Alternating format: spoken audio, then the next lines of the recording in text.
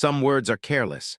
They slip out in a moment of frustration, poorly chosen, and the person who said them immediately knows they went too far.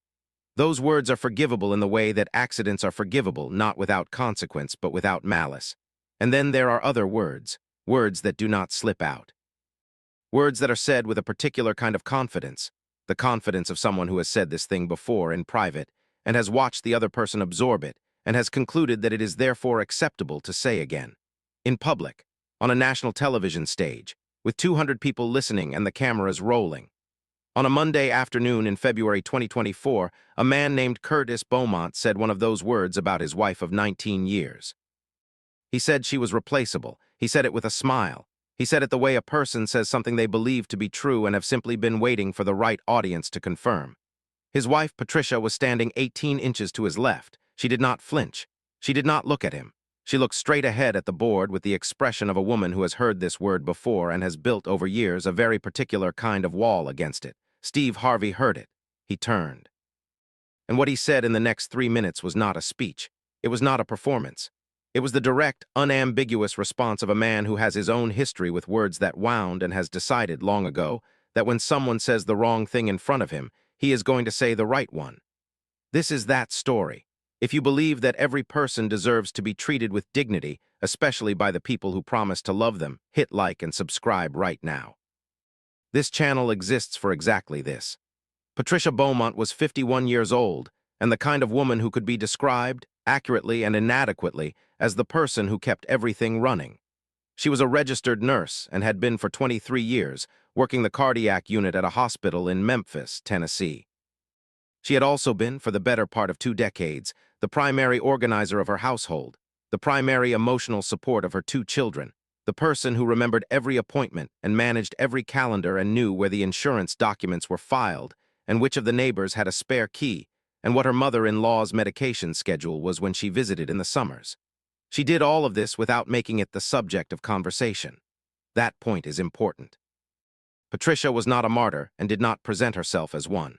She was simply a woman who was very good at a large number of things and had directed that competence, for 19 years, primarily toward the people she loved rather than toward the advancement of her own interests. This is a distinction that the people who benefit from it rarely notice clearly, because clarity would require them to examine the arrangement, and examination is inconvenient. She had grown up in Jackson, Mississippi, the eldest daughter of a minister father and a schoolteacher mother who had between them established, in the Tanner household, a culture of purposeful living. You were not here to coast. You were here to contribute. You developed your gifts because they belonged to something larger than yourself, and idleness was its own form of ingratitude. Patricia had absorbed all of this and applied it with consistent rigor for her entire adult life.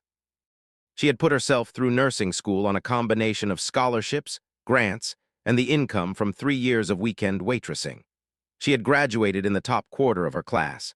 She had passed her boards on the first attempt. She had met Curtis Beaumont at a hospital fundraiser in 2005, where he was representing a pharmaceutical supply company that had sponsored the event.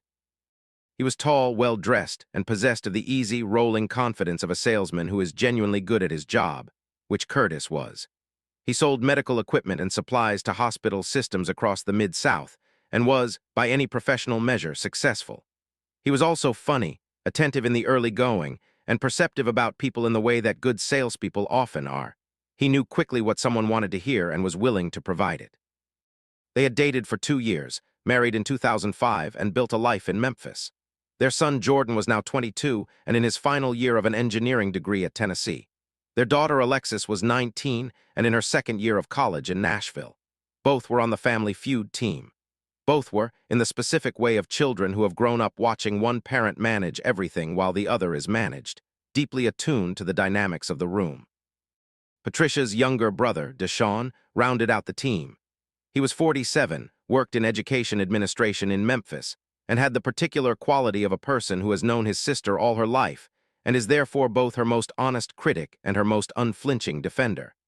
He had opinions about Curtis Beaumont that he had kept largely to himself out of respect for Patricia's choices, and that had been accumulating for some time. The application to Family Feud had been Alexis's doing, a piece of initiative that her mother had met with genuine delight, and her father with the calibrated enthusiasm of a man who was comfortable in front of audiences and saw no downside to this particular one. Alexis had submitted the application 3 months earlier as a surprise. She had coordinated quietly with Jordan and Deshawn and had told her mother about it only after the acceptance came through, which had produced what Alexis later described as the happiest her mother had looked in a long time. Patricia had shopped carefully for what to wear. She had settled on a deep navy blazer over a cream blouse, professional, polished, the wardrobe of a woman who takes occasions seriously. She had driven to Memphis the evening before with Curtis and met Jordan and Alexis and Deshawn at the hotel, and they had had dinner together, the five of them, and it had been, by all the evidence available, a good evening. Whatever was underneath the surface of the Beaumont marriage, whatever 19 years of living together had deposited in the spaces between Curtis's confidence and Patricia's competence, had not announced itself at dinner.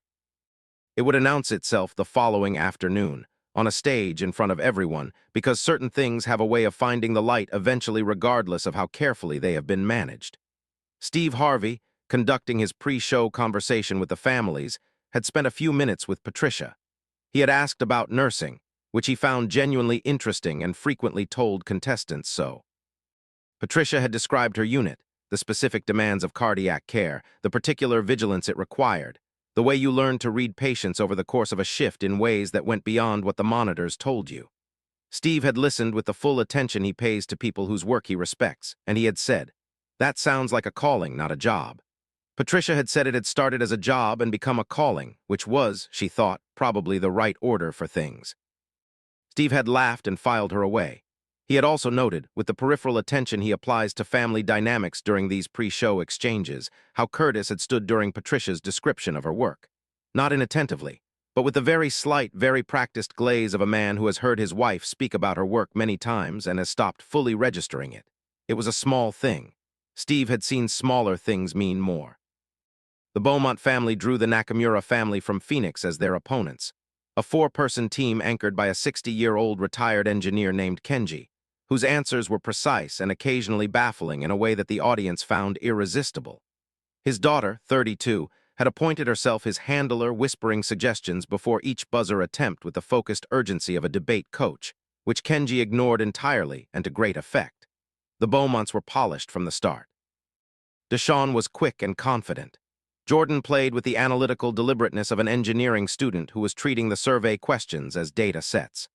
Alexis, visibly delighted to be there, answered with the bright certainty of someone who had been studying pop culture for 22 years and considered this her moment.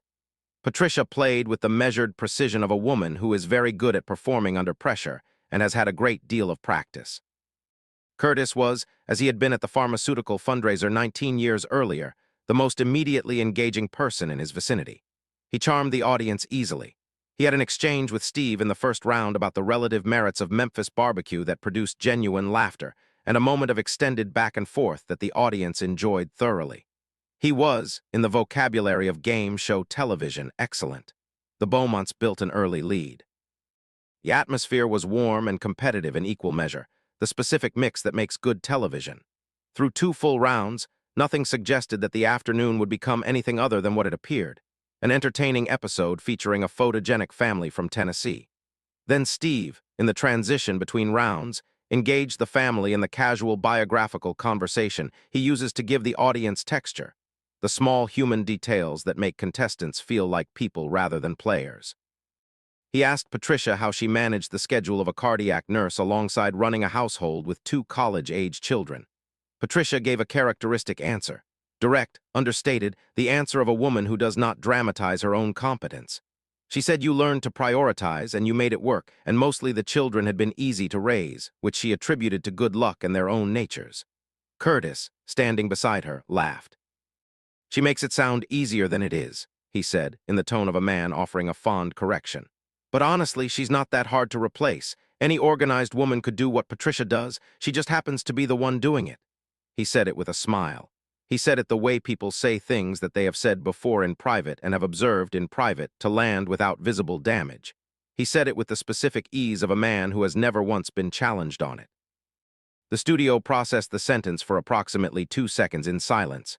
2 seconds is a short time. On a game show stage with 200 people and an active production crew, 2 seconds of silence is a considerable thing. Alexis, standing behind her mother, went very still. Jordan looked directly at the floor.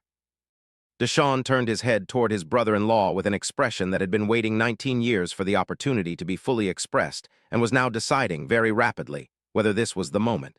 Patricia did not move. She did not look at Curtis. She looked at the board.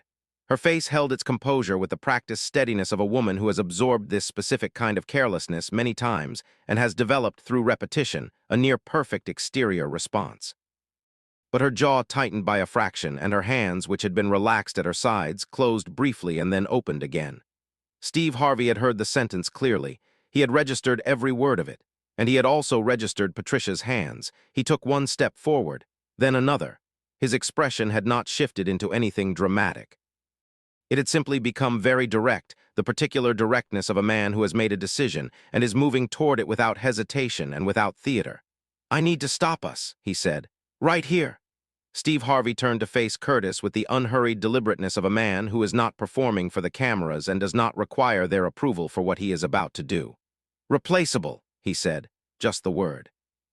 He let it stand alone in the room for a moment, the way a prosecutor places a piece of evidence on a table, not with drama, but with the intention of making sure everyone understands what they are looking at. Curtis's smile adjusted itself slightly. "It was a compliment." "No," Steve said, quietly, without heat, but with the absolute finality of a period at the end of a sentence. "It was not." The audience, which had begun to murmur, went still. Steve did not look at the audience. He kept his eyes on Curtis with the patient, unblinking attention of someone who has something specific to say and is not going to be redirected from it. "Let me tell you what your wife has done," he said. "Not what any organized woman could do, what this woman has done, this specific woman standing right here who has been next to you for 19 years. He turned to Patricia. "How many years have you been a cardiac nurse?" 23, Patricia said. Her voice was steady. 23 years, Steve said, returning his gaze to Curtis. "Do you know what a cardiac nurse does? Not in general terms, specifically. Do you know the clinical knowledge required, the decision-making under pressure, the responsibility of being the person in that room who catches what the monitor missed and intervenes before the situation becomes irreversible?" Curtis said nothing.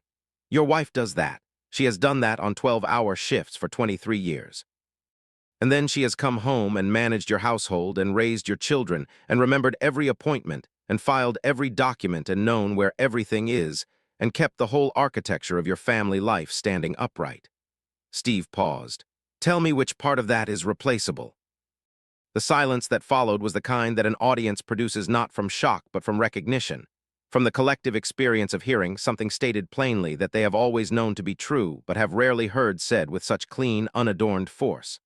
"I need you to understand something," Steve continued, his voice dropping slightly in register, the shift from public address to genuine conversation. "The word replaceable, when you say it about a person, is not a neutral word.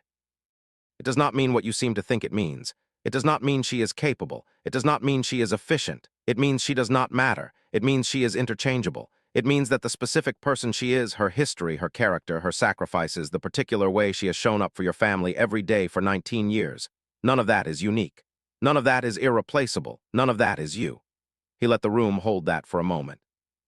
"And I am going to tell you man to man, because I think you can hear this and I think you need to. I have made mistakes in my life with women who deserved better from me. I have said things and done things that communicated, without my fully understanding it at the time, that those women were less than what they were. And I want you to know that I carry those moments. They do not go away. They stay with you, and they should, because that is how accountability works." Curtis's expression had moved, across the course of Steve's words, from the initial recalibration of a man caught off guard, through something that looked briefly like defensiveness, and had arrived at something quieter and harder to name, the expression of a person sitting with something they have not sat with before. Steve turned to Patricia. "Patricia, I want to say something to you directly, and I want you to hear it fully." She met his eyes. "You are not replaceable, not by any measure. Not in your profession, where you have given 23 years of clinical skill and human care to patients who needed exactly what you specifically bring to that room. And not in your family, where everything that runs because of you. The word that just got used about you is wrong. It is factually, demonstrably, completely wrong. And it deserved to be corrected in the same place it was said." Patricia Beaumont did not cry. She was not that kind of woman. Or rather, she was the kind of woman who has learned, over a professional lifetime of holding space for other people's emergencies, to hold her own responses in reserve until she is in a place where releasing them is appropriate. But something in her face shifted in the moment Steve spoke those words, a very subtle easing, the specific expression of a person who has been holding a posture for so long that they have forgotten it was a posture, and who has been reminded by an unexpected external force that they are allowed to put it down. Alexis, behind her mother, was not holding anything in reserve. She pressed both hands over her face and made a sound that was not quite crying and not quite laughing, but contained the full complexity of a daughter who has watched her mother absorb something for years and has just witnessed someone refuse to let it pass unchallenged. Jordan put his hand on his mother's shoulder. Deshawn looked at the ceiling with the expression of a man who has been vindicated in something he has thought for 19 years and is experiencing in this public forum the complicated satisfaction of that. Curtis looked at his wife. He opened his mouth. He closed it. He tried again. "Patricia," he said. He stopped, started over. "That was the wrong word. It was the wrong word, and I think I've said it before, and I shouldn't have." It was not a polished apology. It was not the apology of a man who had rehearsed contrition. It was the halting, insufficient, genuine beginning of a man who was in the early stages of understanding something about himself that he had not previously been willing to look at. Patricia looked at him for a long moment. She did not speak. But she nodded once with the particular economy of a woman who has decided that this is not the moment for the full conversation, that the full conversation will happen in private, where it belongs, and who is willing to accept the beginning of something without pretending it is the whole of it. Steve Harvey watched this exchange with the quiet, practiced attention of a man who knows when to be present and when to be invisible. He chose invisible. When the moment had settled, he turned back to the room. "Ladies and gentlemen," he said in a tone that was warm and complete and ready to move, "this family is not done. We've got a game to finish, and I want everybody to know the Beaumonts are still in this." The audience gave him the response he was inviting, generous, relieved, affectionate applause that contained gratitude for what had just happened and permission to return to something lighter. Steve smiled, the real one, and they played on. The Beaumont family finished the game. They did not win. The Nakamura family, led by Kenji's serene and statistically improbable accuracy, took the round by 11 points. But they played the final 2 rounds with a different quality of presence than they had brought to the first half. Something had cleared. Not resolved, resolution would take considerably longer and would happen in rooms that cameras did not enter, but cleared, in the way that honesty clears the air when it finally arrives. After the taping, the production team noted that no family had left the building faster that day than the Nakamuras, and no family had stayed longer than the Beaumonts. Deshawn, Jordan, and Alexis gave Patricia a wide berth in the corridor, the kind of tactful, loving space that families extend when they understand that the person they love needs a moment that is hers, and not theirs. Curtis and Patricia spoke quietly, near the far end of the corridor, for approximately 15 minutes. What was said belongs to them. What was visible to the production assistant who passed at the corridor's midpoint was that they were both standing still and both looking at the other directly, which is not always the case in difficult conversations and matters more than it might appear. Steve found Patricia before she left, as had become his custom in these moments. He said he hoped the day had been worth coming for, despite the interruption. She told him it had been worth coming for precisely because of the interruption. He said he was glad. She thanked him not effusively, not with the tearful gratitude that television expects from these moments, but with the direct, warm sincerity of a woman who means what she says and says only what she means. He respected that and told her so. The clip was released 6 weeks after the taping, with the full consent of both Curtis and Patricia. It ran just over 5 minutes, from Curtis's original remark through the game's resumption. Within 72 hours, it had been viewed 16 million times. Within 10 days, 24 million. The response operated on several distinct frequencies simultaneously. From women, particularly women in the 45 to 65 demographic the show serves most directly, the response was one of overwhelming personal recognition. The comments were not primarily about Curtis. They were about the word, about the specific experience of being described by someone who claimed to love you in language that quantified your worth and found it transferable. Hundreds of thousands of women wrote variations of the same sentence. "I have heard that word, not always spoken, sometimes implied, and I have never heard anyone push back on it the way Steve Harvey did." From men, the response was more varied and in aggregate more interesting. A significant number wrote about recognizing themselves in Curtis, not in the specific word, but in the habit of carelessness it represented. The habit of understating, in private language and private jokes, the contributions of the person who kept everything running, of treating competence as a given rather than a gift, of mistaking reliability for replaceability. Several men wrote that they had watched the clip with their wives. Several more wrote that their wives had sent it to them without comment, which they had correctly understood as a form of comment. Patricia gave one interview to a Memphis-based women's health organization that published a podcast on the intersection of professional and personal identity for women in healthcare. She was reflective and precise, as she was in everything. She talked about the particular vulnerability of being a capable woman, the way that competence, which is genuinely yours and genuinely valuable, can be used against you in the argument that you are not irreplaceable but merely efficient. She described the slow process by which she had come to accept, over 19 years, a characterization of herself that she knew to be wrong but had stopped contesting because contesting it required energy she was directing elsewhere. "I think I told myself that it didn't matter," she said. "That words were just words and what mattered was what we actually did for each other, and I still believe that partly. But I think I was also using it as a reason not to have a harder conversation, because the harder conversation would have required me to say, 'This is how you talk about me, and it is not acceptable, and I need it to stop.' And that conversation felt like a confrontation. And I am not by nature someone who seeks confrontation." She paused. "What I learned, I think, is that there is a difference between confrontation and clarity. Confrontation is about winning. Clarity is about truth. I needed to offer my husband some clarity about how I expected to be spoken about. That is not a confrontation. That is a basic act of self-respect. I just needed someone to model it for me before I understood that I was allowed to do it." She was asked whether the fact that the clarity had come from Steve Harvey on national television rather than from her own voice in private was complicated. She considered the question for a moment.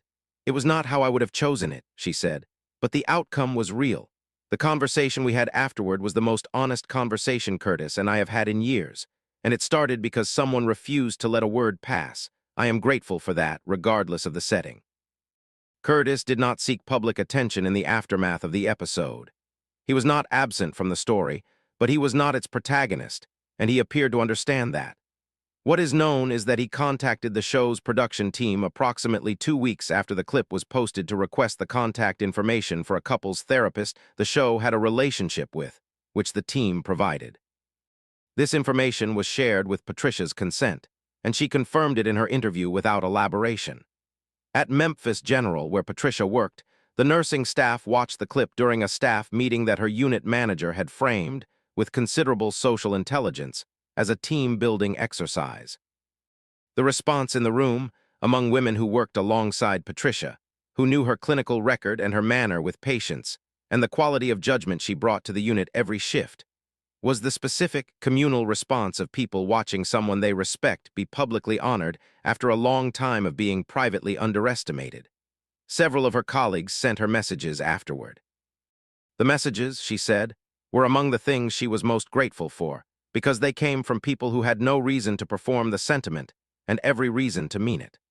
Alexis, who had initiated the whole occasion with her application to the show, processed the experience in the way of someone who had accidentally detonated something she did not know was there. She wrote about it briefly and honestly in a personal essay for a college writing course, and her professor, who had seen the clip independently, asked if she would be willing to share it with the class. She was. The discussion that followed lasted the entire class period and extended, the professor later noted, into the hallway after the session ended, which was the kind of thing that only happened with material that had genuinely touched something in people. Jordan, the engineering student, said very little publicly, but he called his mother every Sunday for the rest of the semester without being prompted, and he continued after the semester ended. Patricia told Alexis that she thought the calls were Jordan's way of saying something he had not yet found the words for. Alexis said that sounded exactly right. Steve Harvey spoke about the episode at a fundraising gala for a women's advocacy organization in Atlanta, several months after the clip was released. He was characteristically direct about his motivation in the moment. "I heard one word," he said, "and I knew what that word was doing in that room, and I knew what it had probably been doing in that house for a long time, and I was not willing to let it pass. That is the whole of the calculation. It took about 3 seconds. Some things should not require more deliberation than that." He paused. I want to say something to anyone who is in a situation where the person who is supposed to love you uses language that reduces you. That tells you in one form or another that you are less than what you are, that you are convenient or manageable or replaceable. That language is not a quirk, and it is not a joke, and it is not a compliment dressed in the wrong clothes. It is information. And what you do with that information is the most important decision in front of you. He looked out at the room. Patricia Beaumont, he said, is a cardiac nurse of 23 years who has kept a family and a household running with a level of skill and dedication that most people will never be called upon to demonstrate. She is extraordinary. She was extraordinary before I said so. She will be extraordinary long after anyone remembers that I said so. The only thing I did was refuse to let one wrong word stand unopposed. That should not have been remarkable, but it was, and I think about that. Patricia and Curtis Beaumont are still married. That is what Patricia chose to share on the subject in the interview, and it was the complete statement. She offered it not as a triumphant resolution, but as a simple fact, one chapter of a longer story that was still being written, as all marriages are, in the daily accumulation of choices about how to speak to each other and what to do when the wrong word is said, and what it means to take seriously the dignity of the person you chose. She still works the cardiac unit. She still arrives before her shift begins and stays after it ends when a patient needs her to. She still catches the things the monitors miss. She is still the person her colleagues go to when something is complicated and they need someone whose judgment they trust completely. And she is, by every measure that exists to take such a measure, irreplaceable. The word replaceable is a small word for what it contains. It sounds administrative, practical, like the language of logistics rather than the language of love. But inside it is a specific and serious claim that you do not matter as yourself. That what you bring is not particular to you, that someone else could step into your place and the space you occupy would be just as filled. It is a word that should never be said to a person you love, and it is a word that, when it is said, deserves to be corrected, directly, without apology, in the same room in front of the same people, with the same clarity and the same confidence with which it was originally deployed. Steve Harvey did that on a Monday afternoon in February. He did not do it to humiliate Curtis Beaumont. He did it because Patricia Beaumont had spent 23 years being irreplaceable in her profession, in her home, in the lives of patients who needed her specific judgment and her specific presence. And one word had tried to undo all of that in a moment of careless public confidence. He would not allow it. That is what this channel is for, not for the comfortable moments. For the ones where something real is at stake, where a person's dignity is on the line and the question is whether anyone is going to say the true thing or let the wrong one stand. Those moments happen more than we admit, and they matter far more than they are typically given credit for. If this story meant something to you, if it reminded you of your own worth or someone else's, please take 1 second and hit the like button. It helps more people find stories that deserve to be found. Subscribe if you want to be here when the next one arrives. These are the moments that stay. We find them every week. We will see you soon.